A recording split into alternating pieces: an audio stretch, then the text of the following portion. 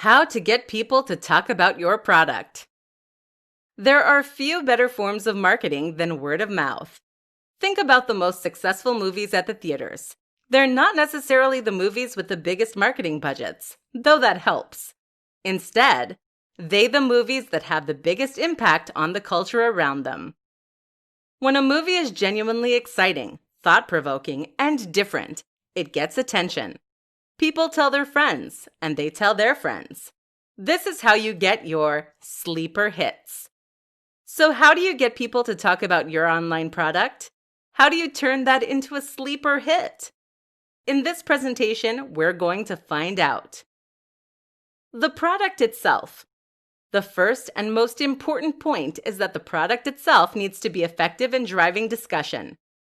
This is something that not many internet marketers understand. How many online books are there that sell essentially the same thing? How are you going to get someone to talk about a book that teaches you how to make money when that is what 500 other books released this month are doing? Now consider something like the Vivo barefoot shoes. These are the toe shoes that you might have seen some people wearing. These things look so odd that just wearing them will invite questions, comments, and discussion. And of course, there are countless articles written about them. This isn't to say that everything you sell needs to break the mold and be completely new. Instead, you need to make sure that you find some angle that makes it interesting. You can sell a book on making money, but try to find some tip in there that is different and then make that into the USP. Find some way to make your product noteworthy. Story. They say that stories are SEO for the human brain, and that couldn't be more true.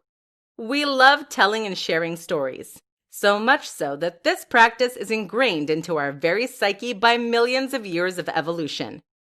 If you wanted to make your product worthy of discussion, then find a story/narrative that you can promote.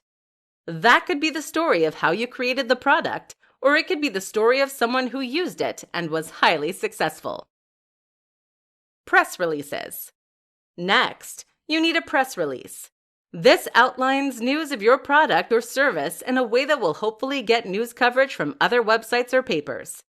The key here, though, is to use the previous two tips. Too many businesses expect press releases to essentially get them free coverage and advertising. This is not how it works. Journalists are serving their readers first, and so they will only cover your announcement if it is genuinely interesting to that audience. That's where having something genuinely new and different, or a real human interest story attached, will make all the difference. Failing that, a well-orchestrated PR stunt can do the job as well. Just think carefully about how you want to present your brand.